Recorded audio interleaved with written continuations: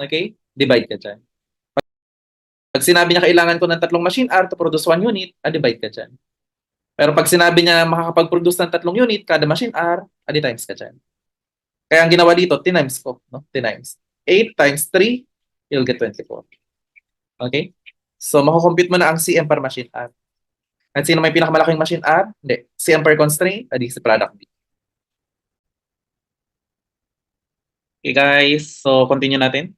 Sa problem 16 ay tungkol sa continue or discontinue ng segment, department, division, product line, or subsidiary ng isang company. And guys, simple lang naman ito, no? Ko-compare mo lang yung CM ng i-eliminate dun sa kanyang avoidable fixed cost. No? Avoidable fixed cost. Yan lang naman i-compare mo. Okay?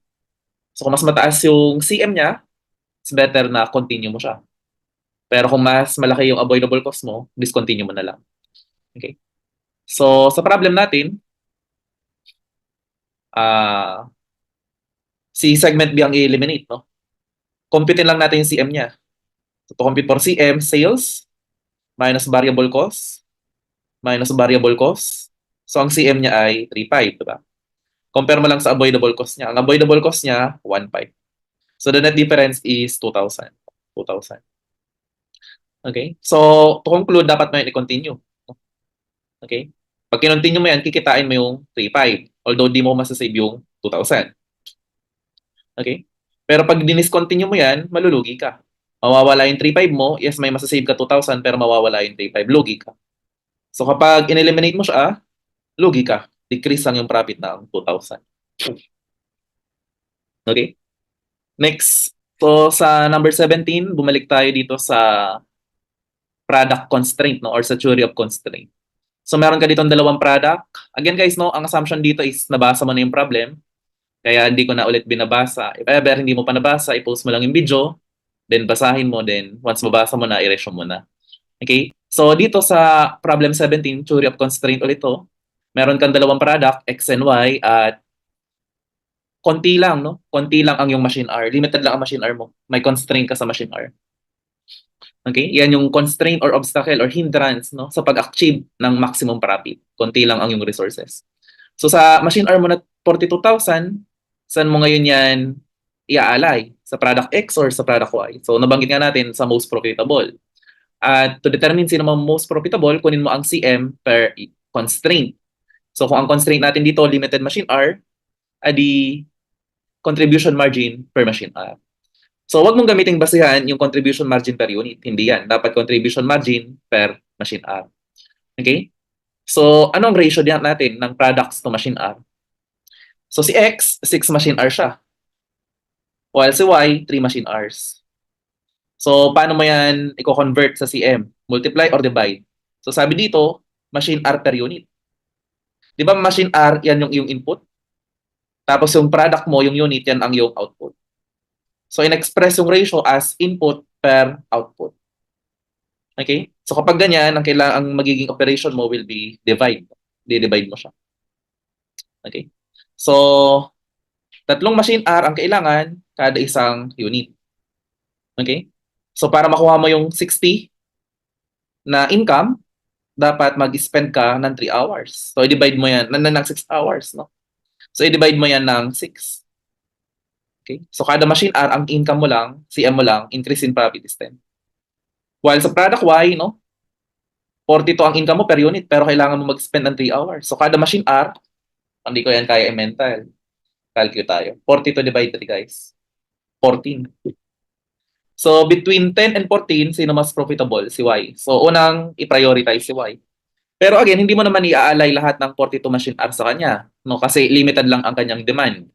Okay, baka ubusin mo yung 42 hours to produce Y, later on, hindi mo naman pala mabebenta yung na-produce mo. So, kailangan mo yung i-compare dun sa kanyang demand. So, try natin, no? So, ang demand kay machine Y, kay product Y is 8,000 units.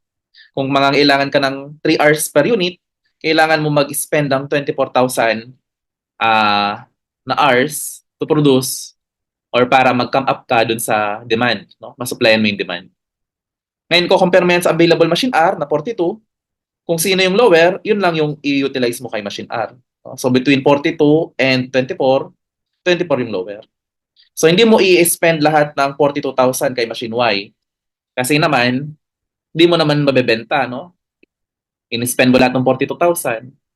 Okay? Tapos, hindi mo naman pala mabebenta yung na-produce. Sayang na lang. Iba-spend mo na lang dun sa iba. So, sino man ang lower, siya yung magiging number of hours na i-spend mo. So, mag-spend ka lang ng 24 hours na machine hours kay Y.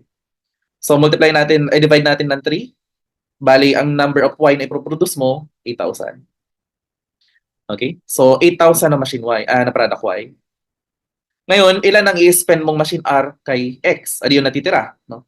So, kung 42 hours ang total machine R, 24 dyan i-spend mo na kay Y, bali ang matitira is 18. 18. Ngayon, kailangan mo ng 6 hours to produce 1 unit of machine product X, bali ka ang capacity mo to produce product X is 3,000. Kung compare mo sa demand niya, 16. Sino na mas lower? Yung 3. Okay? Ayan. So, hindi mo na kaya supplyan yung demand niyang 16. Kasi 3,000 na lang capacity mo. So, 8,000, machine Y, 3,000, product X. Next. Okay, so relevant costing ulit. Okay, ito ay decision na sell at split off or process further. So meron ka ditong tatlong product, A, B, C. De-determine sino ang ipaprocess further, sino ang isa-sell at sa split off. Kung mapapansin mo, wala sa option, no? Yung pagpaprocess further kay product A. Okay? So, pampagulo lang to si product A. Okay? So, si product A, hindi mo siya mapaprocess further, no? Based sa information. So, ang decision making mo lang kay product B at product C. So, kung compare mo lang yung increase in selling price sa kanyang cost, no? Okay? So, to compute, selling price at process further versus selling price at split off. Ang lalabas na sa'yo, increase in selling price.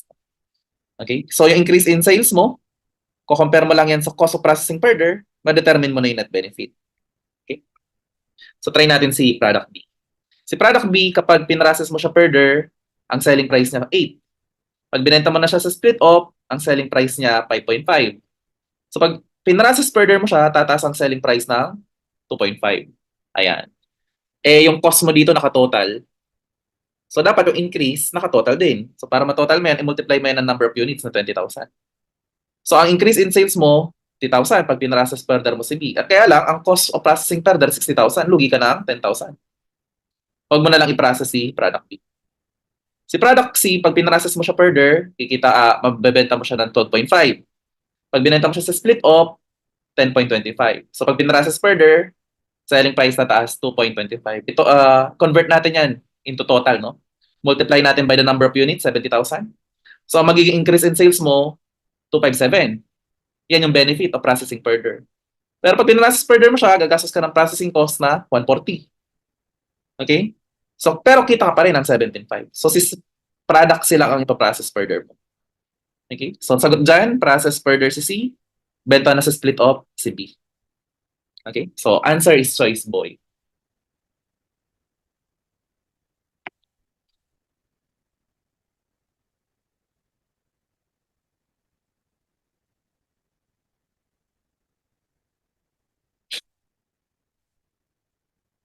Next. So, sa number 19, no?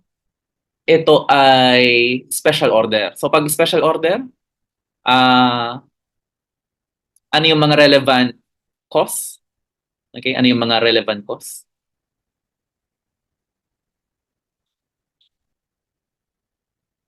So, ang relevant cost dyan, guys, no, yung CM ng special order.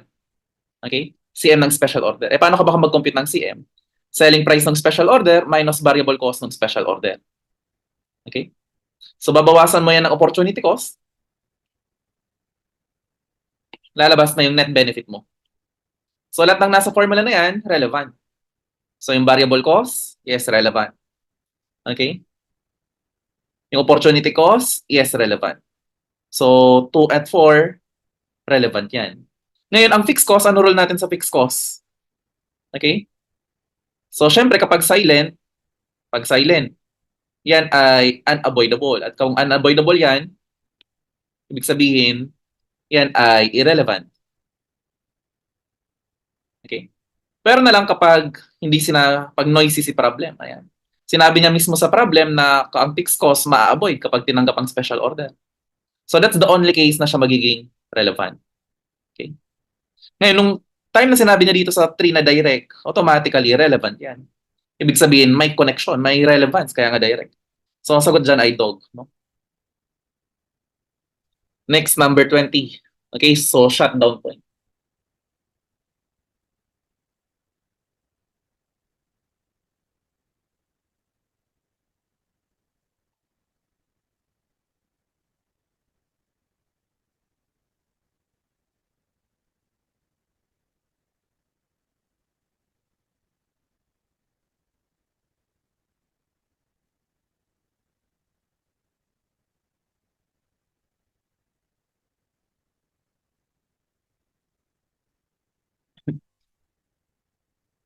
Okay, so shutdown point, ano nga ba ang shutdown point? So parang quota sales yan ni division, ni segment, okay, ni product line, na kailangan niyang ma-reach, okay, para hindi siya magsara.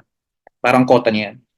So kapag na-exceed niya yung shutdown point, ibig sabihin, mas better na hindi siya magsara. Pero kapag hindi niya na-reach ang shutdown point, adi dapat na lang siya mag-shutdown. Okay? So, ayan. So, ito yung amount ng fixed cost, ito yung amount ng sales na mag-justify ng pag-continue ng iyong ah tawag mo dito, segment. Anyway, paano nga ba kumpitin ang shutdown point? Simple lang to, no?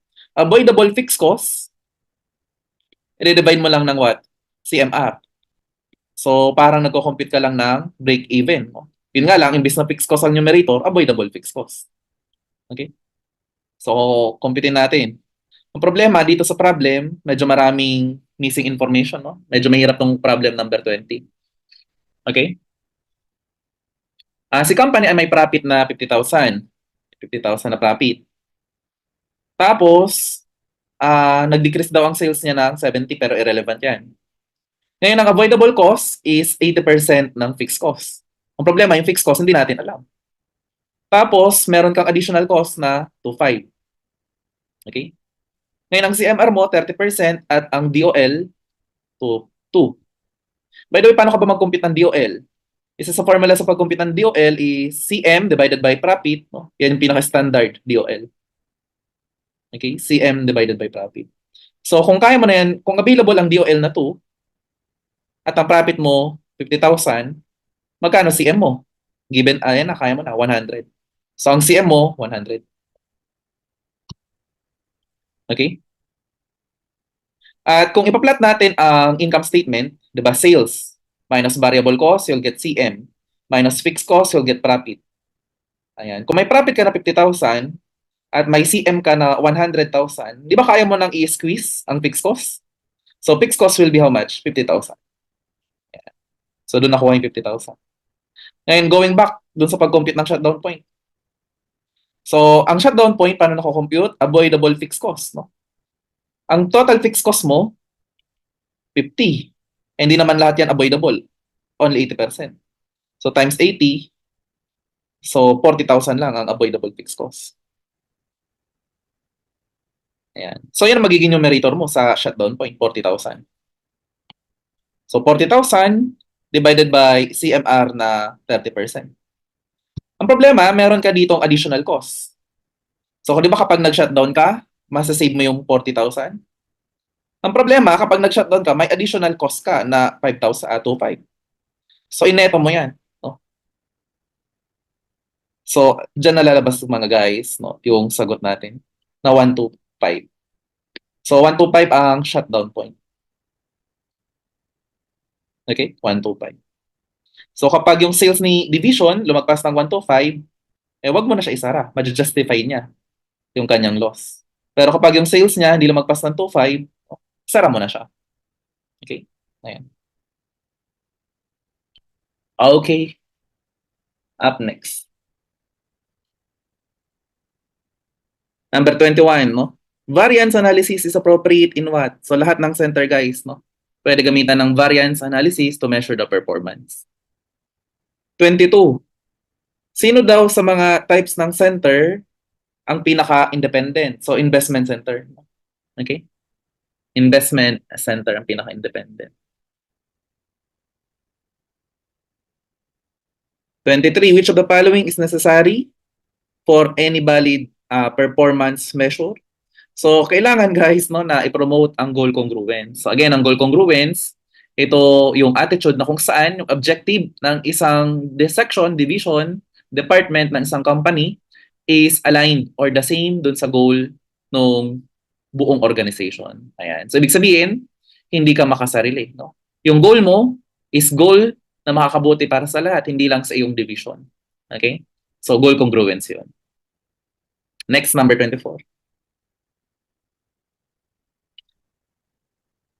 Okay. Sa number 24, gagamit tayo dito ng segmented income statement. So, ang segmented income statement, ginagamit siya sa pag-assess, no? Pag-measure ng performance ng isang profit center at investment center. Yan. Okay? So, gagawa ka lang dito ng income statement na kung saan yung fixed cost mo will be classified into controllable and non-controllable. Okay? So, normal lang na income statement to guys, no? Yun nga lang, ang bago lang dito sa segmented, yung fixed cost, hahatiin mo sa dalawa. Okay? Yung direct fixed cost, tsaka common fixed cost. Tsaka yung direct fixed cost, hahatiin mo pa sa dalawa, yung controllable, tsaka non-controllable. So, hinati mo sa tatlo yung fixed cost. Okay. So, sa income statement mo, sales minus variable cost, no? Minus variable cost. You'll get CM. Ngayon, ang una mo dyan i-minus is yung direct controllable fixed cost. No? Direct controllable fixed cost. After mo i-minus, tatawagin mo na siyang segment controllable margin. Ang next mong i-minus dyan is yung non-controllable fixed cost. Tatawagin mo na siyang segment margin. Okay? Tapos yung next mo dyan i-minus is yung common. Common fixed cost. Okay? Tapos tatawagin mo na yung operating profit. Operating profit. Okay? Ayan.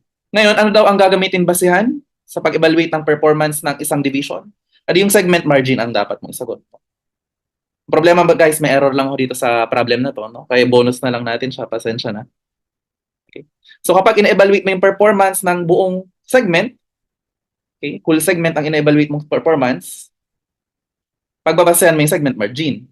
Pero kapag ang ina-evaluate mo is yung person in charge, yung manager ng iyong segment, ang pagbabasehan mo yung segment controllable margin. Okay? Okay guys, so this one. Magkano ang minimum rate of return? So dito sa 25 work back to ng residual income, no? So paano ka ba mag-compute ng residual income? Profit minus minimum return. So to compute for minimum return, operating asset multiply minimum required rate of return. Okay? Lalabas si residual. Okay, so profit minus minimum return. Paano ko compute ang minimum return? Average asset multiply required rate of return. You'll get residual. So work back natin yan. So kung ang residual income ay 13, okay, 13, at may profit ka na 25, okay, ibig sabihin, ang minimum return mo ay 12K, di ba? 12K. At kung meron kang asset na 100K, ano yung interest rate na pag minultiply mo sa 100K, lalabas 12K? Di wala nang iba kundi 12%. So 12% ang minimum return. Okay, so balance scorecard. So tumutukoy ito sa employee. Okay? Basta employee guys, learning and growth yan. No? Learning and growth. Basta may salitang employee, yun na yun. Learning and growth na yun. Okay. Next, delivery cycle time. Tandaan lang natin, no, kapag delivery cycle time, lahat kasama. Lahat. So pag pinag-plus-plus mo yan, 22 days yan. Okay?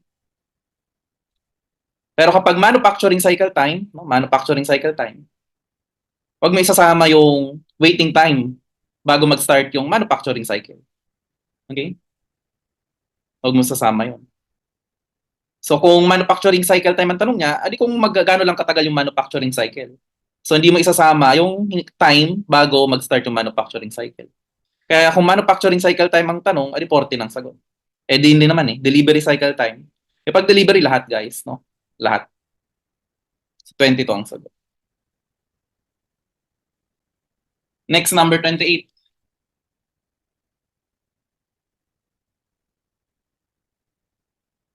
So minimum purchase price, no? Sa transfer pricing. Ang minimum transfer price is yung incremental cost, no? Incremental cost plus opportunity cost. Yan yung minimum transfer price. Yung incremental cost mo dyan, yung variable cost, syempre. Tapos, kung merong incremental fixed cost. Okay? Pag may sinabi sa problem na yung fixed cost tataas, adi kasama yon. Pero kapag silent yung problem, ang fixed cost hindi yan incremental. No? So, as a rule, ang incremental cost lang, variable cost lang. Pero na lang kung sinabi sa problem na ang fixed cost tataas. Okay? Plus opportunity cost. Magkakaroon ka lang ng opportunity cost kung ikaw ay no excess capacity. Kasi kung no excess capacity ka na, kailangan mo mag-sacrifice ng regular sales. At yung nawalang CM sa regular sales mo, yun yung opportunity cost. Ngayon, kung babalikan natin yung problem, si company operating at 50%. So meron siyang excess. Di ba? Meron siyang excess. Therefore, walang opportunity cost. Walang opportunity cost. Again, may opportunity cost ka lang kung no excess. And dito may excess. So walang opportunity cost. Okay? So ang sasagot mo lang dito, yung variable cost mo. Magkano ba ang variable cost? Eh, no? 7 pesos. 7 pesos. Yung fixed cost mo, how much? 6 pesos. Sinabi ba sa problem na tataas yung fixed cost niya? Hindi naman, adi wala. So ang tanging sagot mo lang dito, 7. 7. Next, MCE. Okay? So pag MCE, adi ano lang yan, processing cost, processing time divided by manufacturing cycle time. Yan lang yung magiging formula mo dyan. So ang sabi sa problem, no? Si company, meron siyang move time, no? Move time na 4 hours. Meron siyang processing time, no? Na 3 hours. Meron siyang storage or waiting time na hindi pala to, ano? Inspection ba to? Mayroon siyang inspection time na 4 hours. Tsaka may waiting time siya na 10 hours. Okay? So pag tinotal mo yan, ang manufacturing cycle time mo, 21 hours. Tapos ang processing time mo lang, 3 hours lang. Bali, ang MCE mo ngayon, 14.29. Letter C.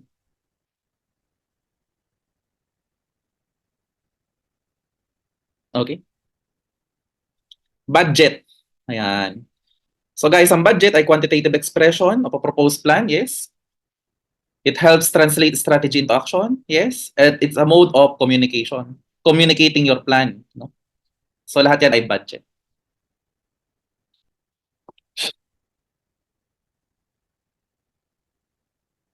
Okay, so next, zero-based budgeting. So pag sinabi mong zero-based budgeting, kailangan mong ipaliwanag or i-justify kung bakit iyan ang iyong budget. So usually kasi guys, no, ang budget, continuous yan. No? Continuous. Ibig sabihin, kung ano yung budget mo nung nakaraan, yun ang pagbabasehan ng budget mo sa susunod. So ganun lang yun. Continuous budgeting ang tawag doon. Okay? Pero kapag zero-based, hindi mo gagamitin yung previous budget. Okay? As a basis of your future budget. So pag zero-based, as the name suggests, back to zero, back from scratch ka. Kailangan mong ipaliwanag kung bakit ganyan yung budget na kailangan mo sa susunod na period. Okay? So zero-based budget. So kailangan mo i-justify ang lahat ng expenditure mo. Okay? So, ayan, letter boy ang sagot. No? I-justify mo lahat ng expenditure mo. Unlike yung letter A, no? Sa letter A, ang sinabi niya dito, binasa niya sa previous budget. Ang ginastify lang yung increase. Ayan yung continuous budgeting. Continuous budgeting yan. Hindi yan zero-based.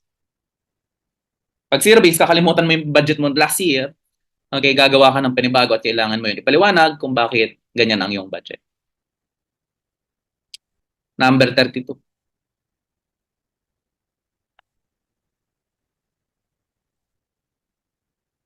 Okay, so ang sabi dito, no, 30% daw ng iyong sales, yung required inventory mo.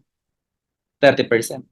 So, yung inventory mo is 30% ng yung sales. So, sales multiply by 30%, yun ang yung magiging inventory. Okay? Ngayon, ang sabi dito, yung inventory mo daw yung inventory mo daw tumaas from 30 naging 33. So, yung inventory mo tumaas ng 3,000. Inventory ang tumaas ng 3,000. Okay? Paano ka ba mag-compute ng inventory? Sales times 30% you'll get inventory. Ang tinatanong niya dito, sales, no? Sales ang tinatanong niya, hindi naman inventory. So to compute for the sales, work back mo yan. 3,000 divided by 30, you'll get 10,000. So kung ang inventory nag-increase ng 3,000, ibig sabihin ang sales ay nag-increase din ng 3,000. Okay? 3,000. Kaya yung sales mo nung last month ay mas mababa sa sales mo this month. Kasi this month, mas mataas. Nag-increase eh. So letter B ang sagot. Letter B. Ayan.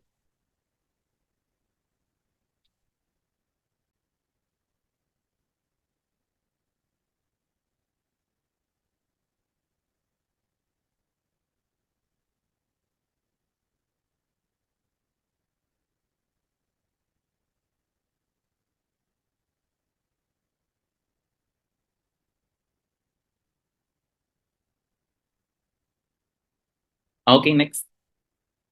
Ito mahirap to guys. Grabe itong number 33 na to. Mukha lang siyang madali, no? Kasi sa format ng problem, iksi lang. Pero kapag inanalyze mo to, ay ang hirap. Okay? Ayan.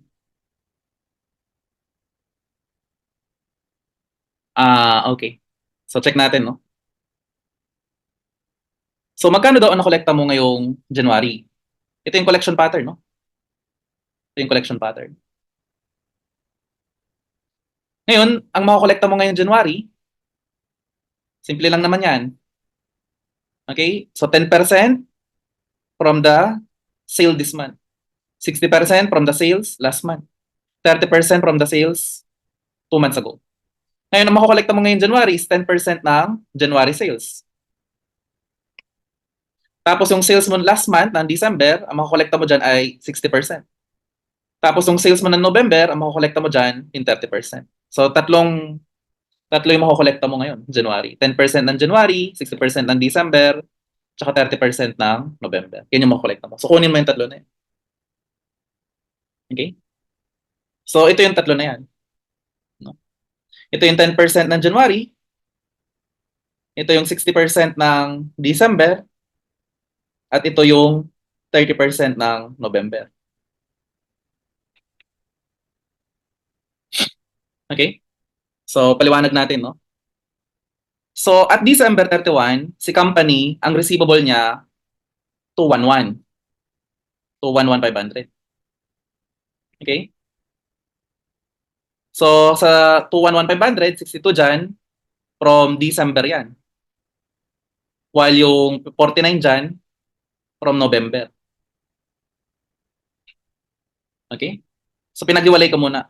So, sa 211, tinanggal ko yung November, lalabas yung sales ng December, yung receivable ng December. 16162. Pero again, itong 162 na to, hindi yan yung sales ng December. Yan ay receivable ng December. Receivable yan. Receivable yan. Okay? Ayan o, receivable yan eh. Okay? Ngayon, natanggal na dyan yung 10%. Natanggal na yung 10% dyan. Kasi nakolekta na yung 10% nung December. Bali, itong 162, natanggal yung 10%. So, 100, tanggalan mo ng 10%. Ilan yun? 90 na lang yan. So, 90% na lang yan ng sales. Okay? Kaya kung gusto mo i-work back yung sales, i-divide mo yan ng 90%. Lalabas na yung December sales na 180. Okay? Na 180. Oh. Tapos 60% ng December sales, makukolekta mo ng January. Kaya multiply mo na ang 60%. Ayan. So, ang collection mo ng January from December sales, 108. Ngayon, yung November receivable mo, 495. Lahat yan makukolekta mo na ng January. Okay, natitirang 495 na yan. Diba? Kasi yung November mo, 30%, 10% yan, nakolekta mo na ng November. Okay, 60% yan nakolekta mo ng December. So, yung natitirang receivable mo dyan, syempre, sa January mo na makukolekta yung natitirang receivable. So, ito na yun, lahat na yan. 495. Okay, tapos dagdagan mo ng 10% ng January. So, total collection mo, 147,500.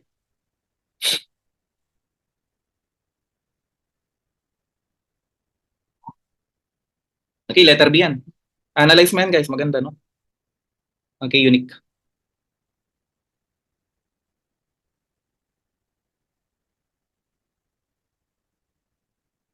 Number 34, no? 34. Sino daw ang responsible sa usage variance? Okay? So, tandaan, no? Na kapag material, price variance, sino responsible? Purchasing department. Kapag labor, rate variance, sino responsible? Personnel department or human resource department. Pero kapag material usage or efficiency variance, isa na lang responsible dyan, yung production. Okay? So, usage, tinatanong niya.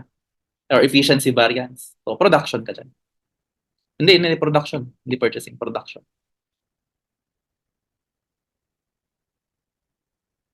Okay, number 35.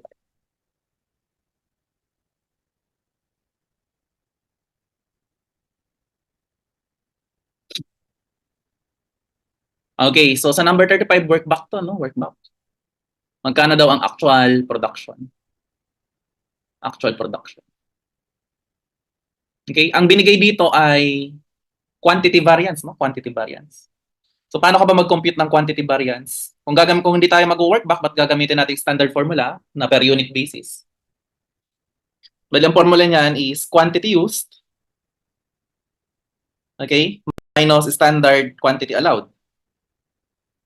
You'll get the difference in quantity. Multiply by standard price or standard rate, you'll get the quantity variance. No? So may quantity variance dito na 1,000. Okay, work back yan eh. Magkano standard price? Standard price ay 2 pesos. So 2. Okay? Bali, ang difference in quantity is 500 units. Ang quantity used, ilan? Ang quantity used, 23.5. So, ang standard quantity allowed, considering na yan ay favorable, ibig sabihin, mas mataas yung standard. So, para makompute mo yung mas mataas, mag-add ka. So, ang standard allowed, 24,000. E, paano ka ba mag-compute ng standard allowed? So, actual produce, okay, multiply by standard input, you'll get the what? Tawag mo dyan? Standard allowed. Okay, standard allowed. So, kung standard allowed mo ay 24, at ang standard input mo ay 4 units per output, so work back ka. So, 24 divided by 4, adi 6,000 ang sagot. Actual produce, 6,000.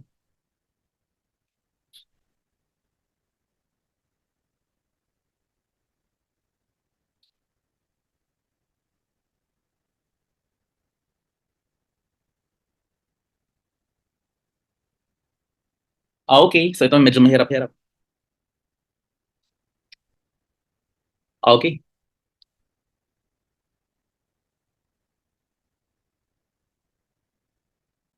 Tawag mo dyan? Tawag mo dyan. Magkano ang fixed overhead variance? Okay, fixed overhead variance. So guys, kapag nagko-compute ka ng fixed overhead variance, gagamit ka ng ABS formula, correct? Kunin mo yung actual o fixed overhead, the budgeted overhead, at saka is the standard overhead. So pag na-compute mo itong tatlo na yan, swak na yan, no? Sa fixed overhead. Okay, so ang actual mo dyan, actual overhead, available na, no? 88. So meron ka na 88. Okay, next is budgeted overhead. Okay, so to compute for budgeted overhead, ito formula. Budgeted labor hours multiplied by standard rate. Okay, budgeted production. Okay, budgeted basis. So, depende kung ano kung basis, guys, no? So, ang overhead kasi, pwedeng ang cost driver niya, labor hours, pwedeng machine hours. Pwede rin units produce. Okay? Pero syempre, makikita mo naman yan sa problem kung anong ginamit ang basis. Kita naman dito sa problem na ginamit ang basis, labor hours. So, ang gagamitin mo dyan, budgeted labor hours. So, ilan ba yung budgeted labor hours mo? Okay? Hindi sinabi, no? Hindi sinabi yung budgeted labor hours. Pero kaya natin computein, no? Kaya natin computein. Ang budgeted production mo ay 40,000 units. So, kung magproproduce ka ng 40,000 units, ilan sa tingin mo yung labor hours na i-consume mo? So, sabi dito, ang labor hours, 6 minutes per unit. 6 minutes per unit. So, kung mangailangan ka lang ng 6 na minuto para to produce 1 hour, 1 unit. So, ilang percent yun? 6 minutes. Ilang minutes ba meron sa isang oras? 60. So, ibig sabihin, ang standard input mo, 0.1. No? Ang standard input. Okay? So, kung ang standard input mo ay 0.1, 0.1, bale, ang budgeted labor hours mo, okay? So, mangangailangan ka lamang ng 4,000 labor hours. Okay? Direct labor hours to produce 40,000 units. So, ito yung standard, tawag mo dito, budgeted labor hours. So, doon nakuha. So, para makompute yung budgeted fixed overhead, budgeted labor hours na 4,000, na-compute na natin. Multiply by standard rate na 20 pesos. So, budgeted overhead is 80,000.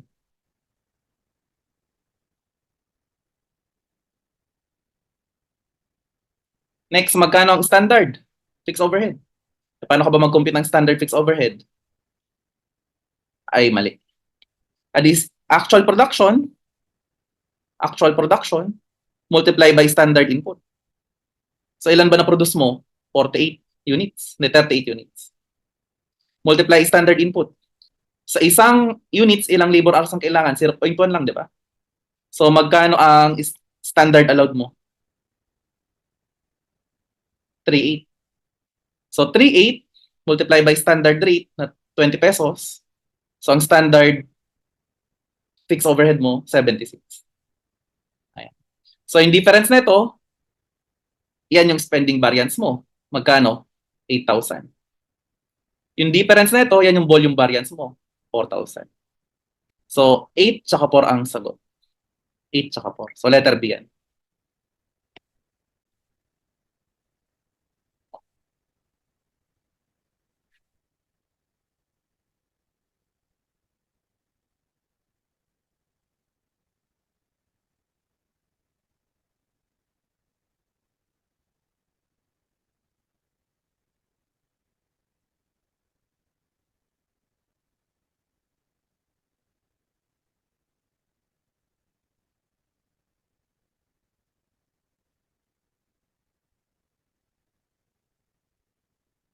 Hmm.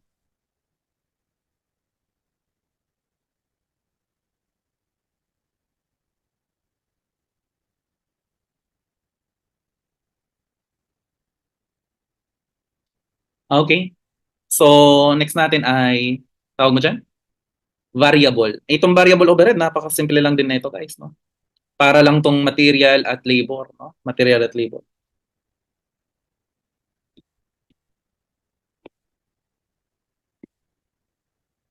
Okay, so question, magkano ang spending? So, actual rate, rate ba itong binigay niya?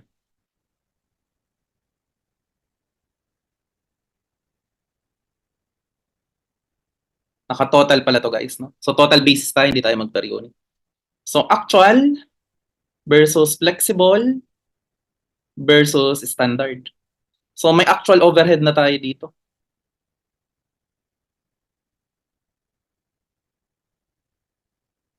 Ah,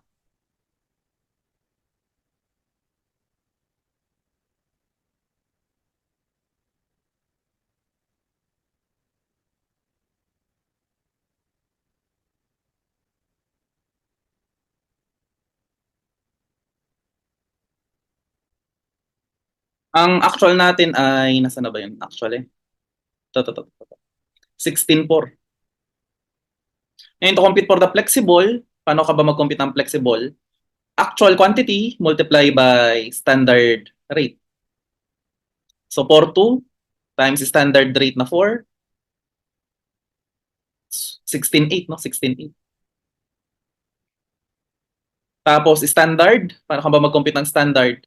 Standard allowed multiply by standard rate. So, na-compute na natin standard allowed. Ang standard allowed natin ay 3.8 multiply by standard rate na 4. So, ayan siya. Ano na yan? 3.8 times 4, 15.2.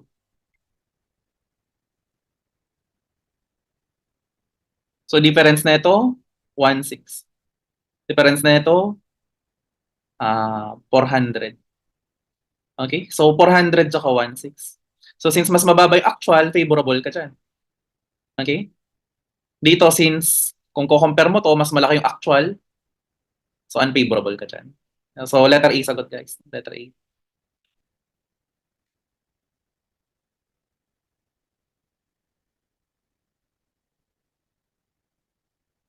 Okay, so FS analysis.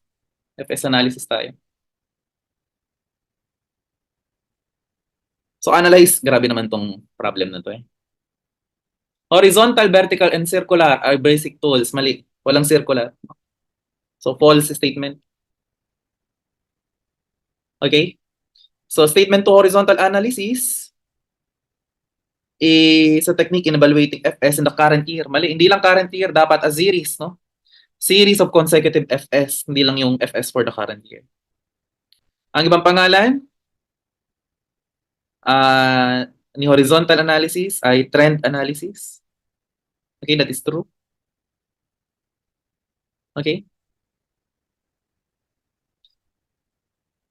Number statement 4.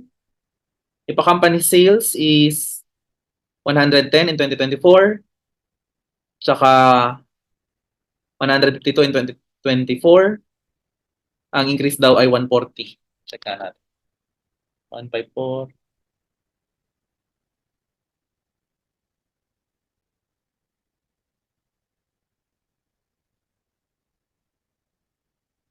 Mali.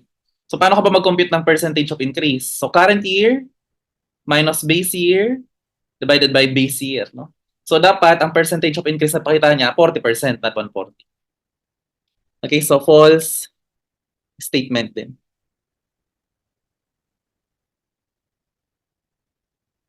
Okay, in horizontal analysis, if an item has a negative in the base and a positive in the following year, no percentage increase.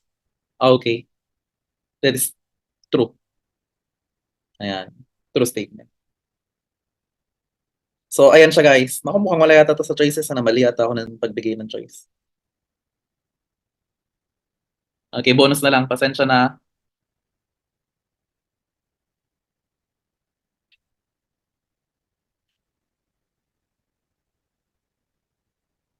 Next, 39. Analyze the following statement pertaining to vertical analysis. So, statement 1, false yan guys. No? Kasi horizontal ang tinutukoy niya dito. Okay? Statement 2, common size analysis expressed as item. And FS is a percentage of base. That is true. Vertical analysis of balance sheet. Ang base daw ng current liab is total liab. Mali, no? Kapag balance sheet, ang base mo, total asset. So, mali. Okay? Vertical analysis is useful in making comparison of companies in different size. That is true. Okay? Using vertical analysis, a company's net income is 15% of sales. Therefore, CGS is 85. That's false. Okay? So, posible may OPEX pa yan. No? Hindi naman lahat ng expense mo CGS. Vertical analysis, each item is a percentage of net income. Mali din ito. Kapag income statement, ang basis mo ay sales, no? Not net income.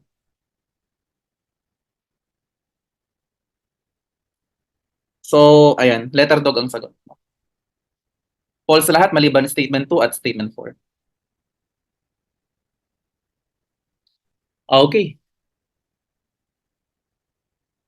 Next. investor ka wanting to evaluate efficiency, no, in managing the asset. So, asset utilization or asset management ratio. Okay? So, kung gusto mo i-evaluate yung kakayahan ni company magbayad ng long-term debt such as bond, such as mortgage, di solvency tingin. Kung gusto mo i-evaluate yung kakayahan ni company na bayaran yung short-term liab niya such as purchases, accounts payable, utilities payable, salaries, titingin ka sa liquidity. Kung gusto mo malaman magkano yung kikitain ng iyong investment, edi profitability ka. Okay? So, ayan. Next, short term, nabanggit ko na, liquidity yan. Liquidity. Number 42.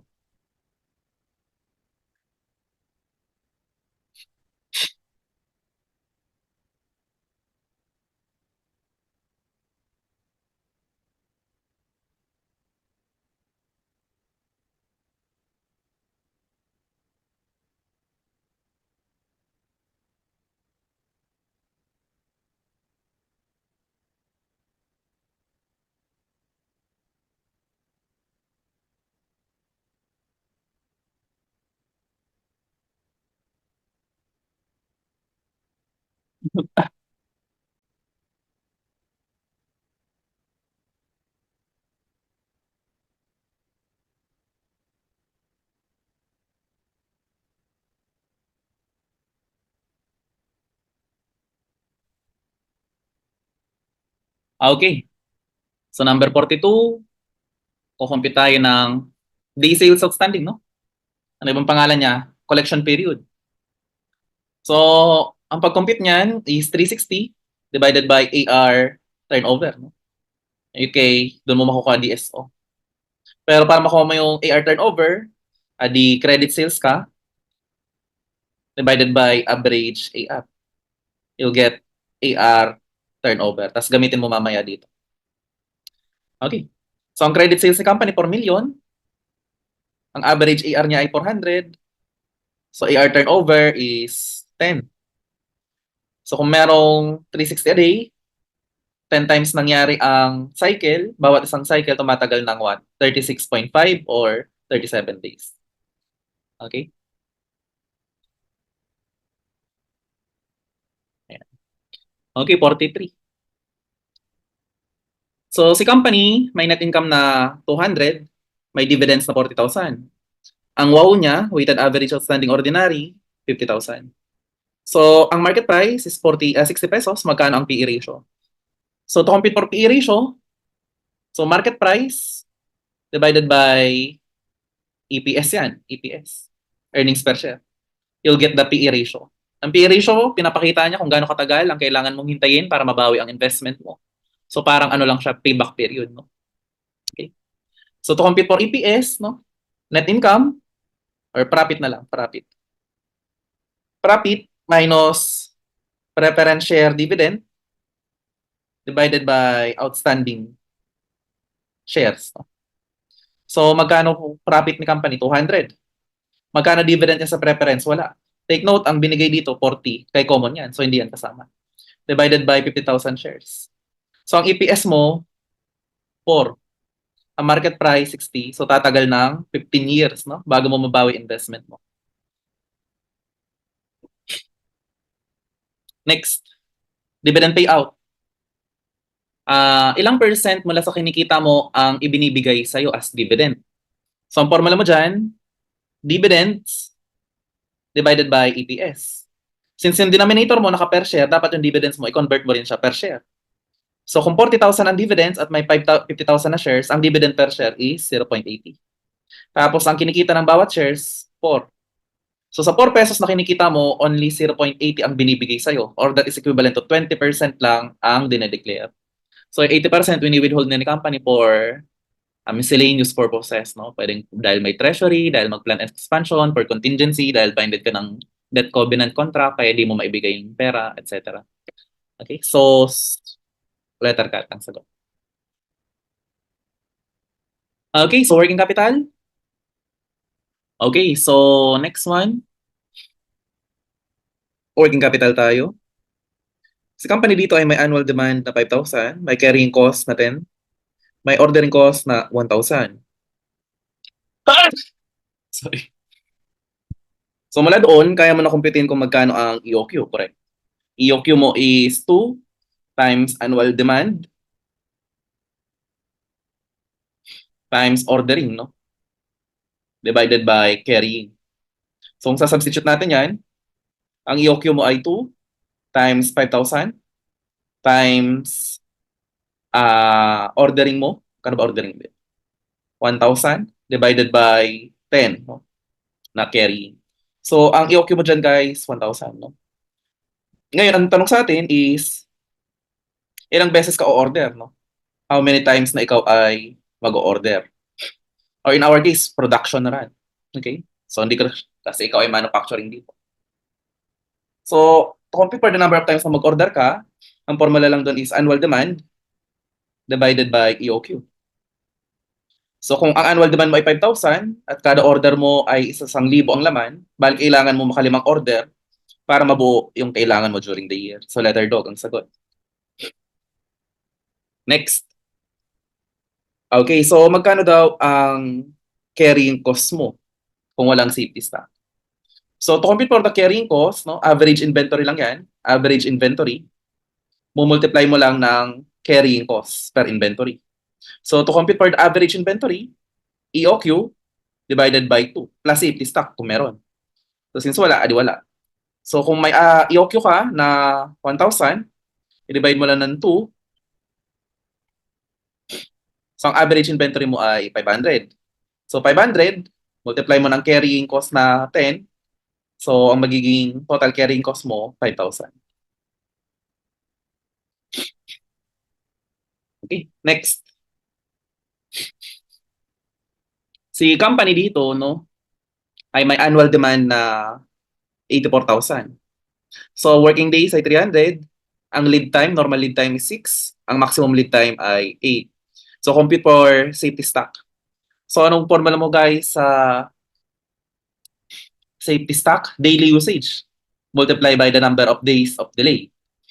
So daily usage mo, annual demand, ito yung annual mong usage. Convert mo yan sa daily. So divide mo lang ng number of days. Working days, no? Working days. So daily usage mo na yan. I-multiply mo lang siya ng delay. Kasi yung ang i-consume mo during the delay is yung safety stock. So to compute for the delay, maximum lead time lang yan minus normal lead time. So ganyan ka mag-compute ng safety stock. So daily usage multiply by delay, number of days in delay. So let's substitute 84,000 divided by 300 multiply ng normal lead maximum lead time na 8 days minus 6 days. Okay? So ang lalabas dyan ay yun na, 560 o 560. So kapag may safety stock ka, syempre mababawasan yung effect ng stock out mo. Problema, tataas ang yung carrying cost kasi mas marami kang i-carry na inventory. So, the storage, spoilage, no? Yung insurance, yung opportunity cost tataas kasi mas marami kang resources na nakatali sa inventory because of the safety stock.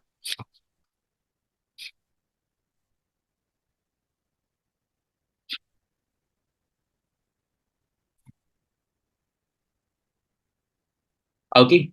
So, next, number 48. So, managing receivable.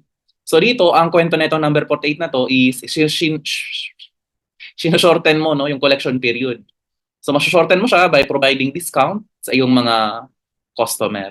Ngayon, once makolekta mo, mapabilis mo ang pangongolekta, okay, yung receivable na nakolekta mo, pwede mo siya i-invest at kikita ka kaagad ng interest income. Otherwise, masasayang yun, magiging opportunity cost kung di mo yun gagawin. Okay, so ang sabi dito, no, mag-offer ka ng 2% discount para mapabilis ang collection mo. So kapag ang collection mo mapapabilis, yung receivable mo magdi-decrease.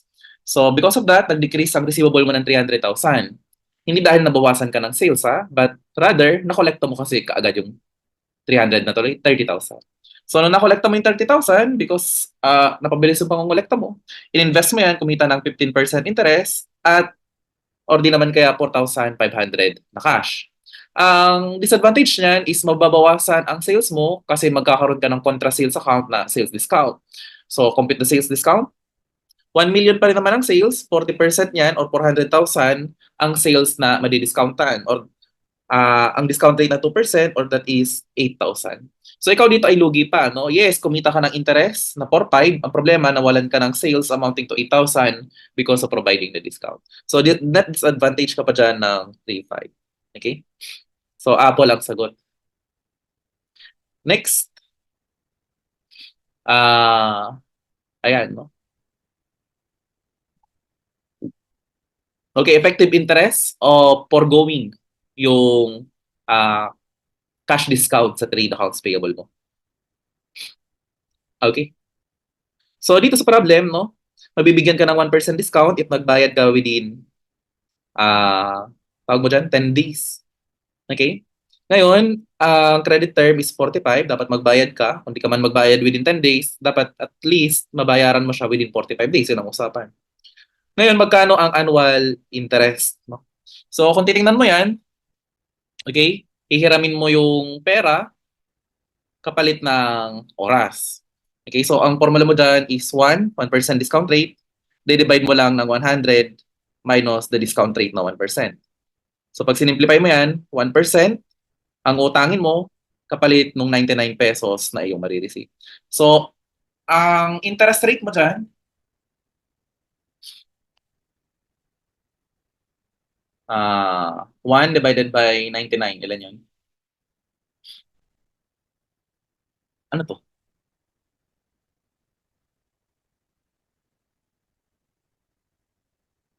1 divided by 19.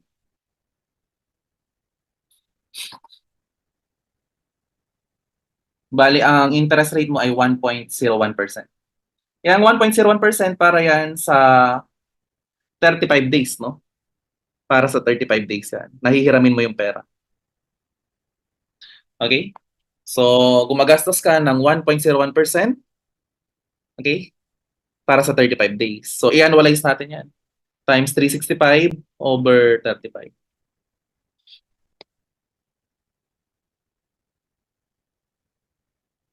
Okay? So, bali 10.53%.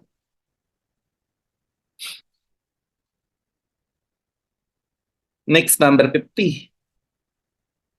The difference between the market return on a given risk investment and the riskless investment, ano daw ang tawag doon? Okay, so doon sa tinatawag natin na CAPM, no? Capital Asset Pricing Model, na kung saan kinukompute mo yung cost of equity, meron dyan tinatawag na market return. Okay? So ito yung kinikita ng mga regular na investment. Kapag kinaltas mo daw dyan yung risk-free return, ito yung kinikita ng mga investment na walang risk such as treasury bills, no? Na kung saan guaranteed by the government. Okay? So yung difference niyan, yan yung tinatawag na risk premium. So for example, nag-invest ka kay Sian Gasa, kikita ka ng 50% ng investment mo. Pero kapag nag-invest ka sa BSP, pinautang mo yung government, sure naman na hindi ka tatakbuhan noon. Ang problema, ang kikitain mo lang ay 3%. Okay? So, may additional income ka pag nag-invest ka sa investment na may risk na how much? 47%. So, itong additional investment mo na yan yung tinatawag na risk premium. Yan yung additional return for taking the risk. Risk premium ang tawag dyan. Okay? Next, nako to guys ay letter A yan. Trial and error ka dyan.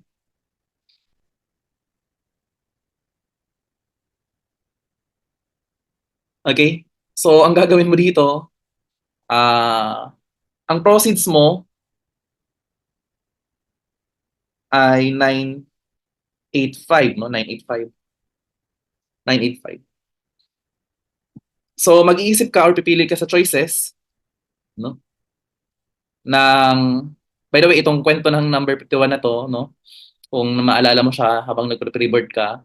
So, kino-compute mo dito yung cost of debt, no? Okay? So, magkano yung gastos mo kapalit ng pagpapautang sa'yo, no? Umutang ka dito gamit ang bonds. Okay? Nag-issue ka ng bonds. Okay? So, usually, kung ang face mo ay equal sa proceeds, okay, ang cost of debt mo na is kung ilan yung nominal interest. In our case, 12%. 12% na yan. Kung ang proceeds mo sana, 1,000.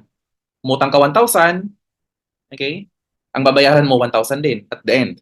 So if that's the case, 12% na sagot. Kakaltasan mo na lang ng tax. Ang problema, yung nominal interest niya dito, hindi yan yung effective interest. Kasi ang proceeds mo, 985, hindi nag-equal sa face. Ibig sabihin, may discount. At since may discount, no? May discount ka dito, ibig sabihin, yung nominal, hindi yan equal sa effective interest. So magko-compute ka ng effective interest using trial and error. So pipili ka sa choices ng ita-trial mo. Okay? At kapag ginamit mo yan pangkuha ng PB factor, mag-equal siya doon saan? Sa 985. Okay? Pero wag mo gagamitin directly yung letter A, no? Kasi net of tax yan. So ibalik mo muna yung tax by dividing it sa 100 minus tax rate. Okay? So, divide natin siya. Balik natin yung tax. So, 7.31% divided by 60%. So, ang effective interest, gross of tax is 12.18%. So, pag ginamit mo ang 12.18% sa pagkuha ng PV factor at ginamit mo yan pangkuha ng present value, mag-equal yan dito sa 8.985. Okay? So, yan ang sagot niya, guys. Hindi ko lang siya magawa ngayon. Wala akong hawak na calcu, no? Okay? So, di ko kaya mag-present value. Okay? Anyway, pasensya na.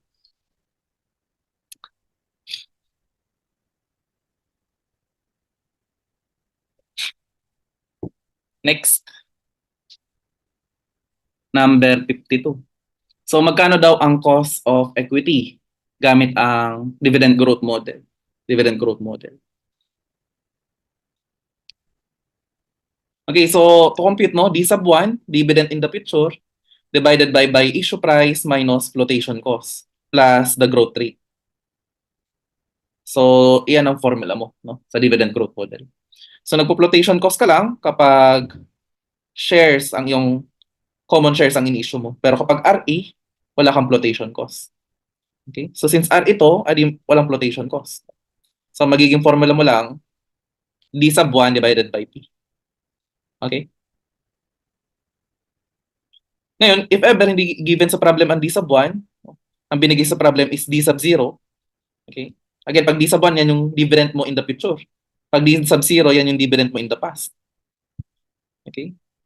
So ngayon, kung gusto mo i-convert yung D sub 0 to D sub 1, ang gagawin mo lang, D sub 0, multiply mo lang yan ng 100% plus growth rate. Para makuha mo yung D sub 1. Anyway, di naman na ito kailangan, no? Kasi sa problem, ang binigay na D sub 1. So yan na numerator mo, 0.67 divided by issue price na 42.5. Okay? Dadagdagan mo lang ng growth rate na 8%. So, ayan siya, guys. Ang sagot na dito, 9.58. 9.58.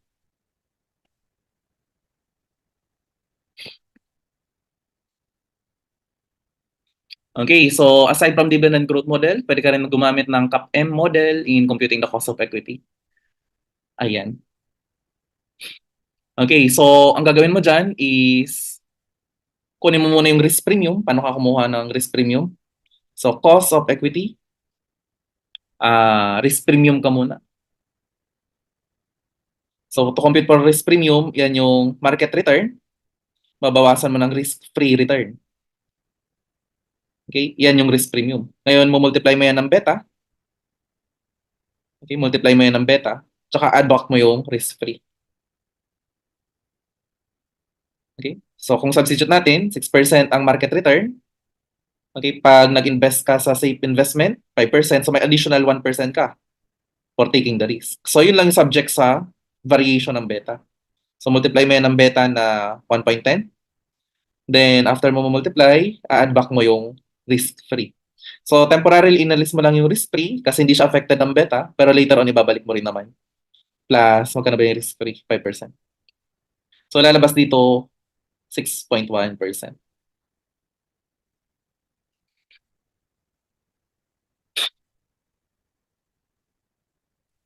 Okay. Next, number 54.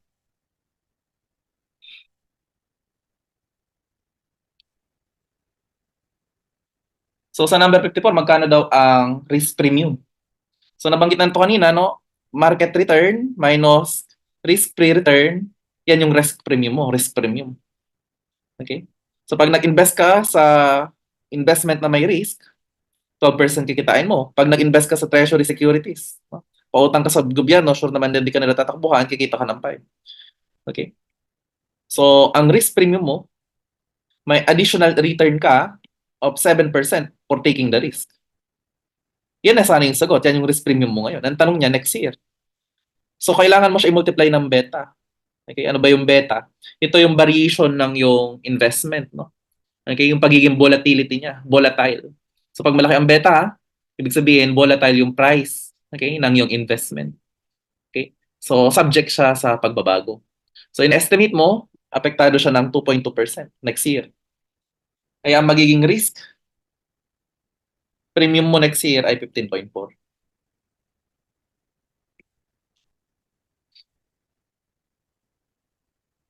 Ayan. Okay.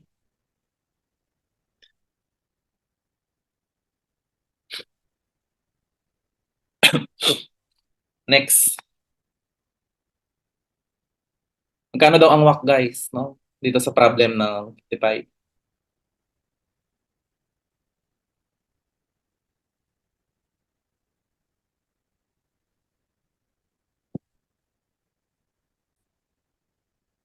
Okay, guys. So dito sa number 55, napakasimple lang naman pag-compute ng WACC, no?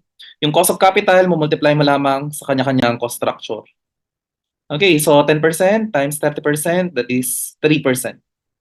12% times 60%, 7.2%. Tsaka 10% times 10%, adi 1%. So total nito, 12.2%. Okay? So guys, baka ineto mo po, nabubulol ako talaga. Baka ineto mo pa to, ha, wag mo na to ineto ng tax. Okay? Kasi specifically, cost of capital na yung binanggit niya. Yan na talaga yun, no? Okay? Wag mo na siya ineto ng tax. Okay? Pero kung interest ang binanggit nito dito, interest, no? At saka mo siya ineto ng tax. Pero cost of capital na kasi. So wag mo na ineto. Wag mo na siya i-times 70 dahil sa tax. Yan na yun. Okay? Next. Ito napakahabang problem, guys, no? So situational to, no? Combination to ng relevant costing at saka capital budgeting. So basically, decision making siya, no? Okay? May short-term decision making tsaka long-term decision making. Okay? So ito ay tawag mo dito, special order, uh, special order, may halong transfer pricing tsaka capital budgeting. Okay, so I hope nabasa mo to, no, during the pre-board. Ma-recall mo siya. Anyway, pwede mo i-post yung video tapos basahin mo bago natin subukan, no? Bago natin subukan. Okay, medyo mahirap na problem siya. Mahirap siya. Mahirap.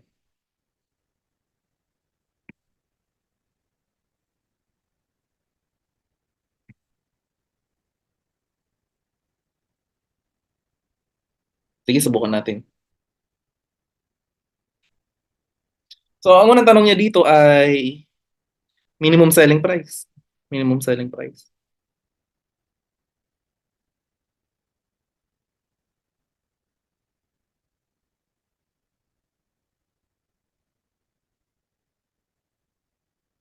Minimum selling price ng special order mo. Ah, mm, so, ang minimum selling price mo, katulad lang din sa transfer pricing, incremental cost. Okay? So, ito yung variable cost mo plus any additional fixed cost, no? Additional fixed cost. Plus, opportunity cost. Ang opportunity cost mo, ito yung CM mo sa regular sales, no? Again, may opportunity cost ka lang kailan? Kapag no excess capacity ka na. Okay? No excess. Okay? So, basahin natin.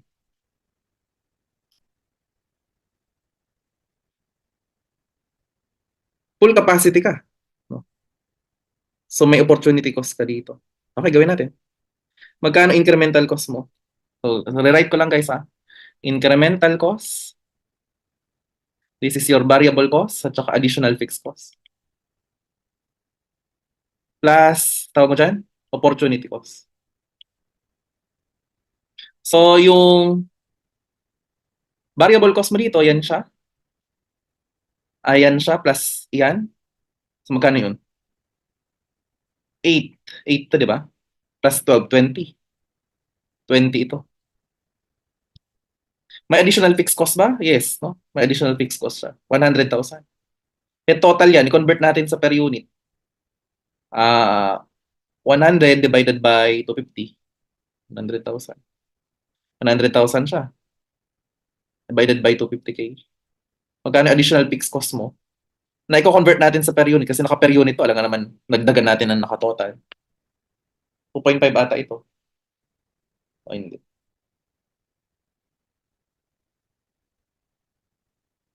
100 divided by 250. 0.4.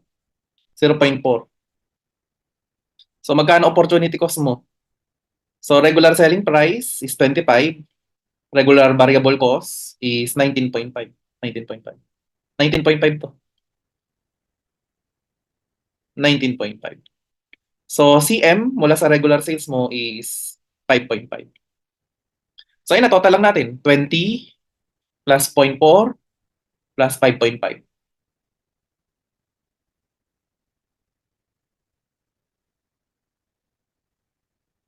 25.9. 25.9. So sagot natin dyan ay dog.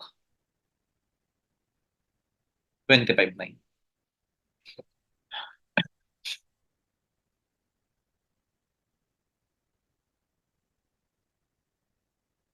Okay, next. So pag tinanggap mo daw yung special order, anong mangyayari sa'yo? Okay, anong mangyayari sa'yo? Gusto ko ang hirap. Ano nga ba mangyayari? So CM, so magkano ang CM mo per unit? So ang CM mo per unit is, ito yan. No? Selling price, selling price muna tayo. Selling price is special order, ano yun? 22. Variable cost per unit, di ba? Meron kang 20 plus yung packaging na 0.4. Bali 20.4. So CM per unit, 1.6 ba to? 2.2 minus 20.4. 1.6. Multiply by the number of units, 250,000. So additional CM,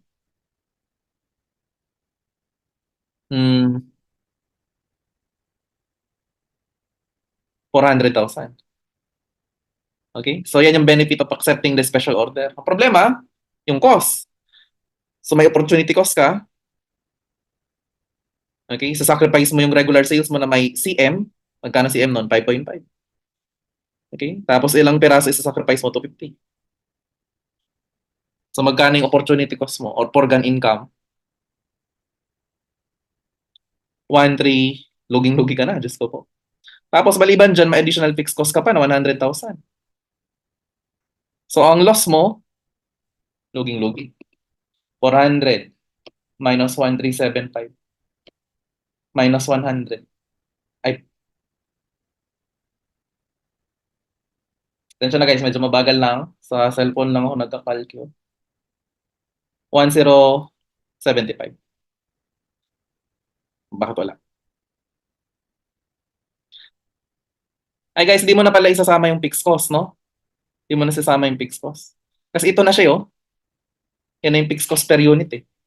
Madodoble yung bawas mo sa kanya. Okay? Mali pala presentation to, guys. Dapat hindi ganyan. Ang variable cost per unit lang, 20 lang talaga. Ito lang. Hindi ko dapat isama yung 0.4 kasi fixed cost yun. No? Hindi ko dapat ilagay dito sa variable. So, ang CM per unit is 2, multiply by number of units, 250. Additional CM, 500. Opportunity cost na compute na to kanina, 375. Ayan. Tama na to. Ibawas ko na yung fixed cost na 100. So, total loss. Loss mo na ito. 975. 975, no? Kaya lang, remember na may tax ka. Okay? So, although may loss ka, magkakaroon ka naman ng tax savings, di ba? May tax savings ka. Okay? Kasi pwede mo i-claim yung null ko mo dyan. Okay? So, kaltas natin yung tax savings na 30%. Simply multiply it by 70, di ba? Loss net of tax. 6825, no? 6825. 6825. No, pasensya na guys, no? Ang pangit ko magsulat. So 6825 siya guys, no? Ayan. So dog.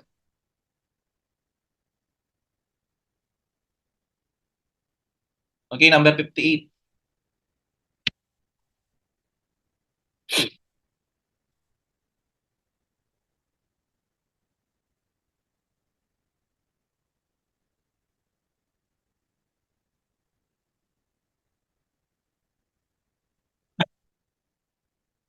Ano na to? So, assuming the offer comes from a subsidiary, blah blah blah blah blah blah, magkano ang maximum transfer price? Guys, ito maximum transfer price ay napakasimple lang yan, no? Market value lang yan. Market value. Okay? Market price, no? Market price. So, ibig sabihin, kung magkano siya mabibili outside. Okay? Yun lang yun. Di ba, ang minimum transfer price ito, incremental plus opportunity. Pero kapag maximum, ito ka lang, purchase price outside. So kung magkano niya mabibili sa labas, yun dapat yung maximum amount na pwede niyang ma-offer sa loob. Kasi kapag siningil siya sa loob ng mas malaki pa, eh wag na siyang bumili sa loob, sa labas na lang siya bumili. Okay? So magkano siya mabibili sa labas? Napakadali. Di ka mag-compute. Ayan, no? Sabi dito, mabibili siya sa outsource, sa competitor, sa halagang 23. So 23 ang sagot.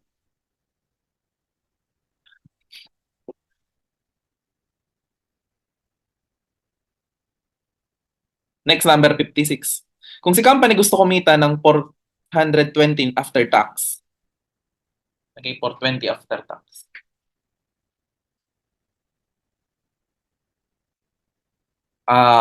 Magkano daw dapat yung selling price na isa-set? So work back ka ngayon, no? Binigyan ka ng profit. Dito kasi, no, sa number 57, binigyan ka ng selling price, computein mo yung profit sa special order. Dito sa 59, baliktad. Binigyan ka ng profit sa special order, kunin mo ngayon ang selling price. Work back. So gamitin mo lang yung template natin dito kanina. Yun nga lang, pa-work back ka. So burahin ko to, no? Burahin ko to. Ngayon, si company gusto niya kumita ng mayroon siyang profit na ginugusto. 420, di ba? After tax yun. So, kinatas dyan yung 30%. Na-multiply yan ng 70 para makal-tax. So, i-gross up natin. 420 divided by 70. 600 yung profit na gusto niya. 600 yung profit na gusto niya. Okay, before tax. So, add back natin yung fixed cost, yung opportunity cost. Magkano yung required CM niya dito? Magkano yung required CM niya? 600 plus 100 plus 1375. 600 plus 100 plus 1375. So, ang required CM niya, 2075. I-divide mo yan ng 250 divided by 250. So, ang required CM per unit ay 8.3. I-add mo yan sa 20 pesos variable cost. Ang selling price mo dapat, 28.3. So, yun na yung sagot. 28.3. Boy, yung sagot.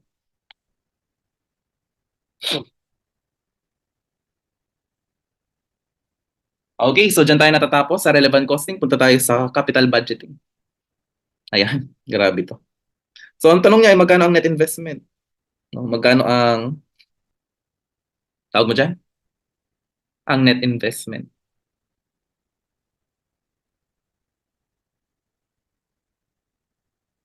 So, purchase price ka dyan to compute for the net investment. Purchase price plus additional working capital minus avoidable repair.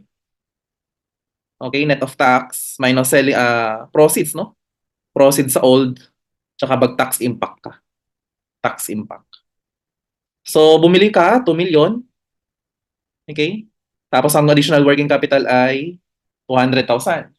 Magkano ang repair? 150. 150 repair. Net mo ng tax times 70. 105. 105 ba to? 105. Magkano proceeds sa old? 250. 250 ba?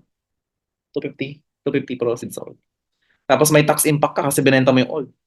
So yung old na benta mo sa halagang 250, Ang book value noon, 400. So may loss ka na 150. Multiply mo siya ng tax rate na 40 ba ito? 30. 30%. So may tax savings ka na 45,000. So minus ka ng 45,000 tax impact. So pag kinompute mo yan, ang net investment mo na, 1,850.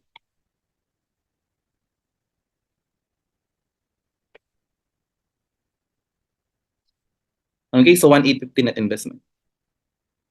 1,850.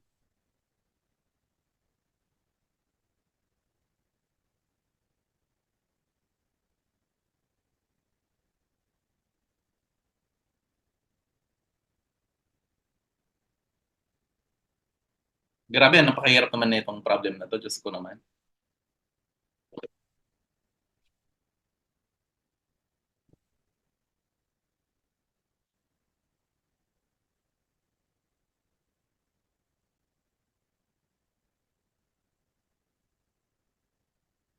Grabe naman. Ah, tawag mo dito? Excel ko siya guys, wait lang. Mukhang pangit kasi kapag in-handwrite ko lang.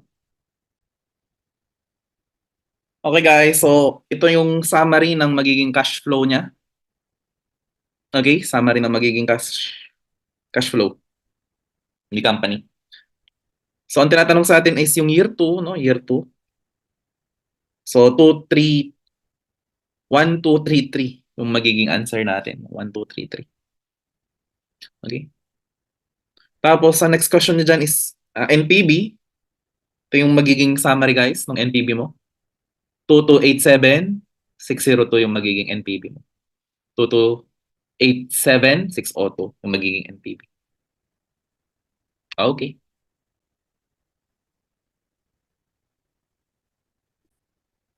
Okay guys, for the payback period, 2 years lang siya, no? Pero since months yung tinatanong, 2 years times 12, nasa 24 months. Okay, so 24 months. Okay? Yung sagot sa payback. While ito naman yung sagot sa ARR, no? Yan naman yung sagot sa ARR.